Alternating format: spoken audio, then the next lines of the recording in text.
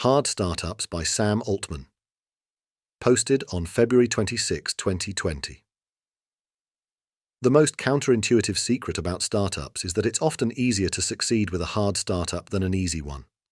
A hard startup requires a lot more money, time, coordination, or technological development than most startups.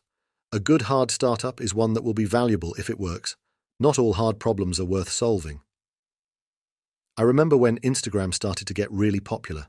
It felt like you couldn't go a day without hearing about another photo-sharing startup. That year, probably over 1,000 photo-sharing startups were funded, while there were fewer than 10 nuclear fusion startups in existence. Easy startups are easy to start, but hard to make successful. The most precious commodity in the startup ecosystem right now is talented people, and for the most part, talented people want to work on something they find meaningful. A startup eventually has to get a lot of people to join its quest. It's usually reasonably easy to get the first 5 or 10 people to join. You can offer large equity grants and areas of responsibility. But eventually, what you have to recruit with are the mission of the company, the likelihood of massive success, and the quality of the people there.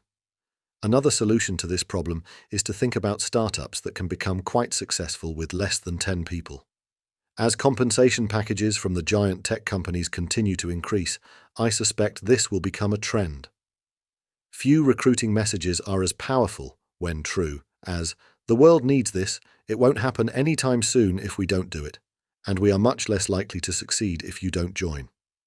There is a derivative of the Peter principle at play here. Your startup will rise to the level where it can no longer attract enough talented people. This sometimes holds true for careers too. The limiting factor for many careers eventually becomes how many talented people you know and can get to work with you. An easy startup is a headwind. A hard startup is a tailwind. If people care about your success because you seem committed to doing something significant, it's a background force helping you with hiring, advice, partnerships, fundraising, etc. Part of the magic of Silicon Valley is that people default to taking you seriously if you're willing to be serious. They've learned it's a very expensive mistake, in aggregate, not to.